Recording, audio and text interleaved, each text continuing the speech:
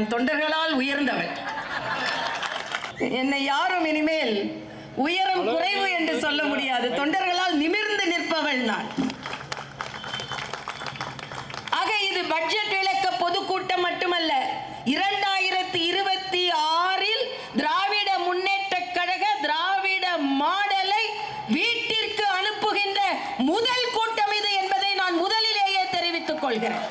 இன்றைய காலகட்டத்தில் மரியாதைக்குரிய பாரத பிரதமர் அவர்கள் மருத்துவத்துறைக்கு அதிகமாக பட்ஜெட் ஒதுக்கி இருக்கிறார்கள் என்பதுதான். ஏனென்றால் கேன்சர் மருத்துவமனைகள் ஒவ்வொரு மாவட்ட தலைநகரிலும் வர இருக்கிறது என்பதை நான் நெஞ்சுணர்வோடு நன்றியோடு நான் இங்கே தெரிவித்துக் கொள்கிறேன். ஏனென்றால் இன்றைய காலகட்டத்தில் 9 பேருக்கு ஒருத்தருக்கு கேன்சர் வருது. கேன்சரின் சதவீதம் அதிகரித்து விட்டது. 9 பேரில் ஒருவருக்கு கேன்சர் வருகிறது. என் தாய்மார்களில் 30 பேரில் ஒருவர் மார்பக புற்றுநோயினால் பாதிக்கப்பட்டு கொண்டிருக்கிறார்கள். ஆக தொலைநோக்கு பார்வையுடைய சகோதரத்துவத்துடைய மோடி அவர்களால் மட்டுமே தான் இந்த புற்றுநோயை பற்றி சிந்திக்க முடியும். புற்றுநோயினால் பாதிக்கப்படுகின்ற மக்களையும் பற்றி சிந்திக்க முடியும். நீங்கள் எல்லாம் என்ன, உங்களுக்கு அமெரிக்கா போயிடுவீங்க. ஆனால் என் பாமர மக்கள், என் கஞ்சா கருப்புக்கு கூட ட்ரீட்மெண்ட் கிடைக்க மாதிரி அவர் போராடுறாரு. காலையில இருந்து ஒரு கால் வலிக்கு, தமிழ்நாட்டில் ஒரு கால் வலிக்கு ஒரு மருத்துவமனையில் இடம் இல்லை. ஆனா ஸ்டாலின் சொல்றாரு மரியாதைக்குரிய பாரத பிரதமர் வஞ்சித்து விட்டாராம். இங்கே இந்த மக்களை பாதுகாப்பதற்கு ஒவ்வொரு மாவட்ட தலைநகரிலும் கேன்சர் ஹாஸ்பிட்டல் வரும் என்ற மோடி அவர்களுக்கு மருத்துவர் என்ற முறையில் நெஞ்சார்ந்த நன்றியை நான் தெரிவித்துக் கொள்கிறேன்.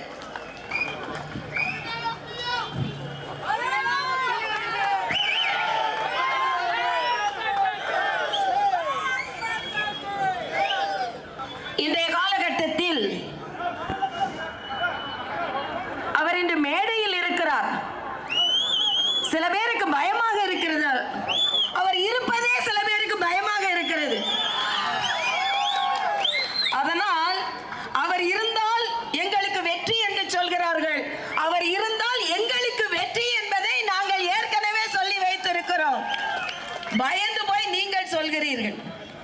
என்னை பொறுத்தமட்டில் இந்த பாரதிய ஜனதா கட்சி இன்று இது திருவான்மியூர். திருவான்மியூர்னால் திரு ஆன்மியூர். இந்த ஆன்மீகம் தான் தமிழகத்தை காப்பாற்ற போகிறது. காவி தான் தமிழகத்தை ஆளப் போகிறது என்பதற்கு மேடையில் அமர்ந்திருக்கும் அண்ணாமலை உட்பட அத்தனை தலைவர்களும் சாட்சி. இன்று நான் சொல்கிறேன், பட்ஜெட்டை பற்றி சொல்லும் பொழுது பட்ஜெட் விளக்க பொதுக்கூட்டம் தம்பி அண்ணாமலை அவர்கள் உங்களுக்கு விவரமாக சொல்வார்கள். சகோதரி கனிமொழி அவர்கள், ஏனென்றால் நான் நேரடியாக அவர்களோடு தூத்துக்குடியில் போட்டி போட்டதனால் இன்று காலை ஒரு கருத்தை சொல்லி இருந்தார்கள். பெரியாரை பற்றி தவறாக பேசினால் ஓட்டு கிடைக்காது என்று சொல்லியிருந்தார்கள். தம்பி அண்ணாமலை கூட இன்று பெரியாரை கடந்து போவோம், அவருக்கும் ஓட்டுக்கும் சம்பந்தம் இல்லைன்னு சொல்லியிருந்தார். இது இவர் சொல்றார்.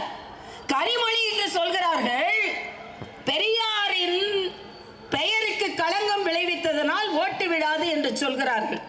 ஆனால் தூத்துக்குடியில் போட்டி போடுவத கனிமொழி என்ன செஞ்சாங்க தெரியுமா? அவர்களோட ட்விட்டர்ல மேல் ஐடியில பெரியார் படம் இருக்கும்.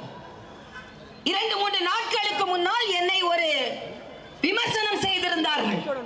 அப்பொழுது நான் சொன்னேன், இது பணங்காட்டு நரி, சலசலப்பிற்கு அஞ்சாது என்று சொன்னேன்.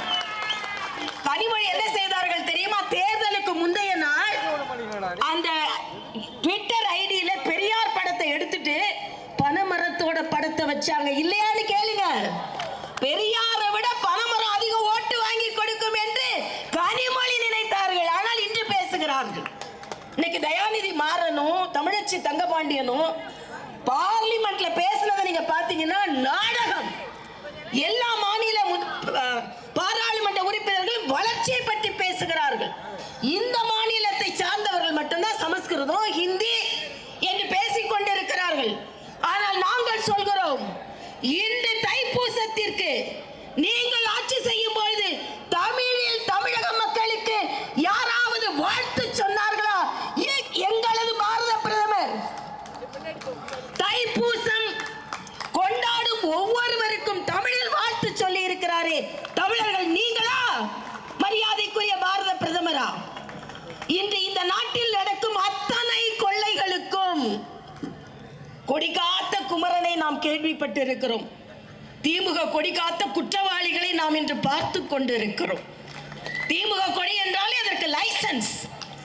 ஆக இன்று இந்த பட்ஜெட் சாமானிய மக்களுக்கான பட்ஜெட் என்பதை தெளிவுபடுத்துகிறோம். இதை எல்லா இடங்களிலும் நாங்கள் செல்வோம். தமிழ்நாட்டில் ஒரு பழமொழி உண்டு, மோரை கூவி கூவி தான் விற்கணும், கல்லு உட்கார்ந்த இடத்துல வித்து போயிடும் அப்படின்னு. ஆக திராவிட முன்னேற்ற கழகத்திற்கு இது நன்றாக புரியும்.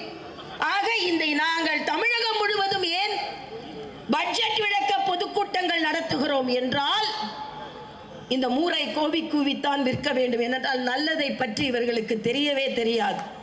ஸ்டாலின் சொல்கிறார், இது என்ன பொருளாதாரமா? யார் தாக்கல் செய்தது? மரியாதைக்குரிய நிர்மலா சீதாராமன் அவர்கள். தொடர்ந்து ஒரு பெண் தமிழச்சி 8வது முறை தொடர்ந்து பாராளுமன்றத்தில் பட்ஜெட் தாக்கல் செய்ததற்காகவாவது தமிழகத்தை சார்ந்தவர்கள் நீங்கள் பிரதமருக்கு மாலை போட வேண்டும். ஸ்டாலின் அவர்களே, மாலை போட வேண்டும். யார் கொடுத்தீர்கள்? எப்பொழுது அந்த வாய்ப்பை தமிழச்சிகளுக்கு கொடுத்தீர்கள், தமிழர்களுக்கு கொடுத்தீர்கள்? ஆனால் இன்று மரியாதைக்குரிய பாரத பிரதமர் அவர்கள் அப்படிப்பட்ட வாய்ப்பை கொடுத்துக் கொண்டிருக்கிறார்கள். நீங்கள் பேசுகிறீர்கள். எங்களுக்கு அதை பற்றி கவலை இல்லை. ஏனென்றால் நீங்கள் வீட்டுக்கு போகிறவர்கள் பேசிவிட்டு போங்கள். ஆனால் ஒன்றை மட்டும் நான் சொல்கிறேன்.